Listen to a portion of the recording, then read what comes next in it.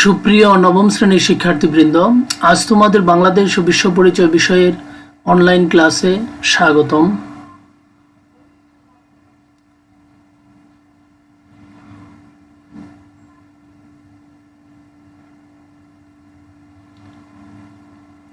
সুপ্রিয় শিক্ষার্থী, আজ তোমাদের ষষ্ঠ অধ্যায় থেকে একটি ক্লাস নেব।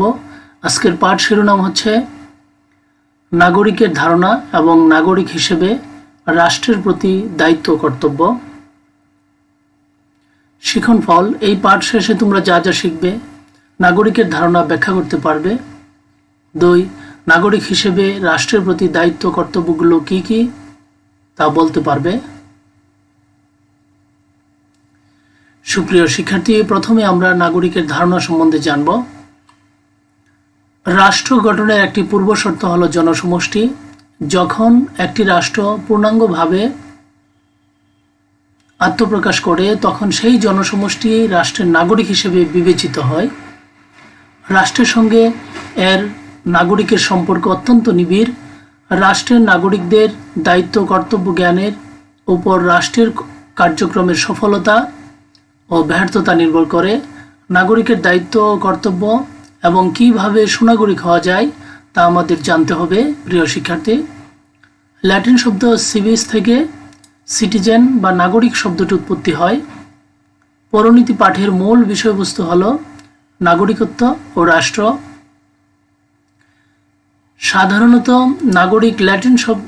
নাগরিক শব্দটি দ্বারা নগরে বসবাসরত অধিবাসীকে বোঝায়। একসময় যারা শাসন কার্যে সরাসরি জড়িত থাকতেন তাদেরকে কেবল নাগরিক হিসেবে ধরা হতো। রাষ্ট্রবিজ্ঞানের জনক অ্যারিস্টটল নাগরিকের সংজ্ঞায় বলেছেন, সেই ব্যক্তিই নাগরিক যে নগর রাষ্ট্রের প্রতিনিধিত্ব ও শাসন কার্যে সক্রিয়ভাবে অংশগ্রহণ করে। তিনি তার ধারণার অধিকাংশ জনগণকে নাগরিক হিসাবে অন্তর্ভুক্ত করেননি। তার মতে অধিকাংশেরই যথাযথভাবে নাগরিক অধিকার প্রয়োগ করার সামর্থ্য কিংবা অফুরন্ত সময় নেই। গ্রিক নগর রাষ্ট্রে এ যুক্তিতে দাস ও নারীদের নাগরিক হিসাবে গণ্য করা হতো না এবং তারা রাষ্ট্রীয় কাজে অংশগ্রহণ করতে পারত না। সুপ্রিয় শিক্ষার্থী, বর্তমানে নগর রাষ্ট্রের স্থলে জাতীয় রাষ্ট্রের উৎপত্তি ঘটেছে। আধুনিক রাষ্ট্রসমূহ আয়তনে অনেক বড়, এখানে জনসংখ্যাও বেশি এবং নাগরিক সুবিধাসমূহ প্রত্যক্ষ পরোক্ষভাবে সকলেই ভোগ করে। কিন্তু এত বিপুল জনসমষ্টিকে সরাসরি শাসন কার্যে অন্তর্ভুক্ত করা সম্ভব নয়। তাই নাগরিকত্ব প্রদানের ক্ষেত্রে জনগণের শাসন কার্যে প্রত্যক্ষ অংশগ্রহণের স্থলে রাষ্ট্রের প্রতি আনুগত্য প্রদর্শন এবং যারা রাষ্ট্রের রাজনৈতিক অন্যান্য সুবিধা ভোগ করেন এই মাপকাঠি ধরা হয়েছে। প্রিয় শিক্ষার্থী, আধুনিক ব্রিটিশ রাষ্ট্রবিজ্ঞানী হ্যারল্ড জে লাস্কি তার নাগরিকের সংজ্ঞায় বলেছেন, যে ব্যক্তি রাষ্ট্রের সুযোগ সুবিধা গ্রহণ করে এবং রাষ্ট্রের প্রতি আনুগত্য স্বীকার করে তাকেই নাগরিক বলা হয়।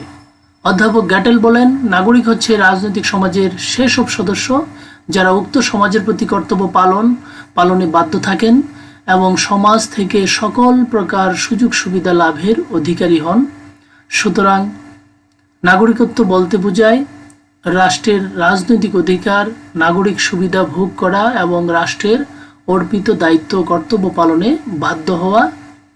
বৃহৎ অর্থে নাগরিক হচ্ছেন তিনি যিনি ওই রাষ্ট্রের স্থায়ীভাবে বসবাস করেন এবং রাষ্ট্রের আইন, সংবিধান ও অন্যান্য নির্দেশের প্রতি আনুগত্য প্রদর্শন করেন, রাষ্ট্রের কল্যাণ সাধনে নিজের কর্মের মাধ্যমে ভূমিকা রাখেন এবং রাষ্ট্র কর্তৃক বন্টনকৃত সকল সামাজিক, অর্থনৈতিক ও রাজনৈতিক অধিকার ভোগ করেন।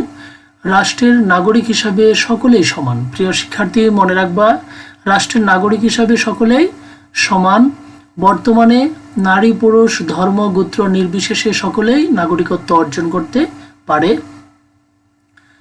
সুপ্রিয় শিক্ষার্থী, এখন আমরা জানব নাগরিক হিসেবে রাষ্ট্রের প্রতি দায়িত্ব কর্তব্য সম্বন্ধে।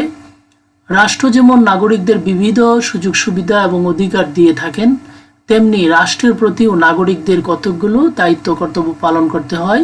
অধিকার ও কর্তব্য পরস্পর নির্ভরশীল ও পরিপূরক।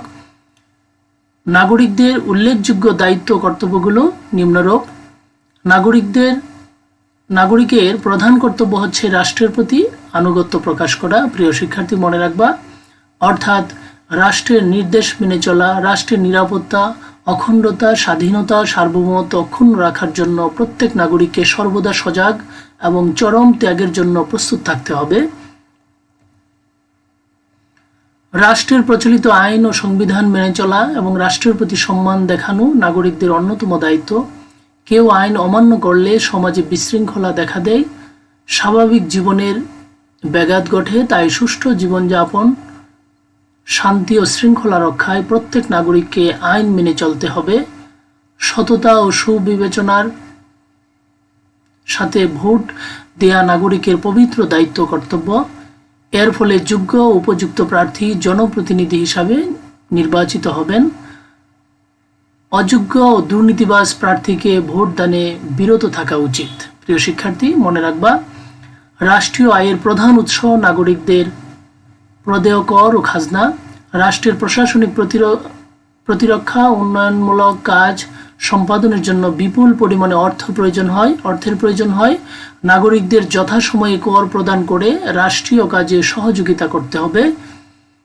রাষ্ট্রের অর্পিত দায়িত্ব অর্থাৎ রাষ্ট্রের কাজ সুষ্ঠুভাবে সম্পাদন করা নাগরিকদের কর্তব্য। সরকারের গৃহীত যে কোনো কাজ জনগণের কাজ। প্রিয় শিক্ষার্থী, মনে রাখবা, সরকারের গৃহীত যে কোনো কাজ হচ্ছে জনগণের কাজ। নাগরিকদের সততা, কাজে একাগ্রতা ও নিষ্ঠার উপর সরকারের সফলতা, উন্নতি, অগ্রগতি নির্ভর করে। সুপ্রিয় শিক্ষার্থী, মনে রাখবা, প্রতিটি শিশুই রাষ্ট্রের নাগরিক। পিতামাতা তার অভিভাবক হিসেবে কাজ করেন।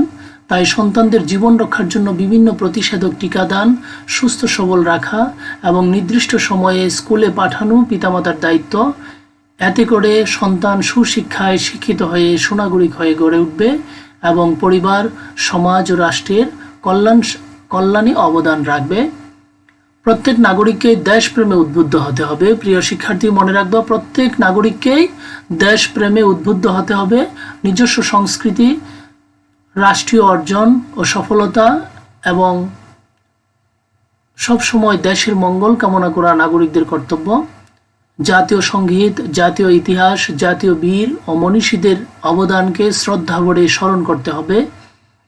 প্রত্যেক নাগরিকের একে অপরকে সহ্য করার ক্ষমতা থাকতে হবে। ভিন্ন সংস্কৃতির প্রতি শ্রদ্ধাশীল থাকা, ভিন্ন মত মূল্যায়ন করা ও সম্মান করার মধ্য দিয়ে জাতীয় সংহতি অর্জন করা সম্ভব। প্রিয় শিক্ষার্থী, মনে রাখবা, এটা প্রত্যেককেই বিশ্বাস করতে হবে যে বৈচিত্র্যের মধ্যেই সৌন্দর্য নিহিত। চমৎকার একটি কথা। প্রিয় শিক্ষার্থী, মনে রাখবা, বৈচিত্র্যের মধ্যেই সৌন্দর্য নিহিত। প্রত্যেক নাগরিককেই বিভিন্ন ক্ষেত্রে দুর্নীতি, অন্যায়ের বিরুদ্ধে প্রতিবাদ জানাতে হবে। ব্যক্তি ও প্রতিষ্ঠানের এমনকি রাষ্ট্রের বেআইনি কোনো কাজের বিরুদ্ধে রুখে দাঁড়ানো নাগরিকদের নৈতিক দায়িত্ব। তবে কোনো ক্রমেই আইন নিজের হাতে তুলে নেওয়া যাবে না, তাহলেই সুশাসন এবং দুর্নীতিমুক্ত সমাজ প্রতিষ্ঠা হবে। সুপ্রিয় শিক্ষার্থী, তোমরা বাসায় পাঠ্য বইটা ভালো করে পড়বে, তাহলেই নাগরিকের ধারণা এবং নাগরিক হিসাবে রাষ্ট্রের প্রতি তোমার কী কী দায়িত্ব কর্তব্য আছে সে সম্পর্কে বিস্তারিত বুঝতে পারবে। প্রিয় শিক্ষার্থী, এখন তোমাদের বাড়ির কাজ দেওয়া হবে। সকলে বাড়ির কাজের জন্য প্রস্তুতি নাও, খাতা কলম নিয়ে রেডি হও। বাড়ির কাজ: প্রথম প্রশ্ন, নাগরিক কি? দ্বিতীয় প্রশ্ন, নাগরিক হিসেবে রাষ্ট্রের প্রতি দায়িত্ব ও কর্তব্যগুলো কি কি? সুপ্রিয় শিক্ষার্থী, আজকের মতো অনলাইন ক্লাস থেকে বিদায় নিচ্ছি। সকলে ভালো থাকো, সুস্থ থাকো, নিরাপদে থাকো এবং বাসায় নিয়মিত লেখাপড়া চালিয়ে যাও। খুদা হাফেজ।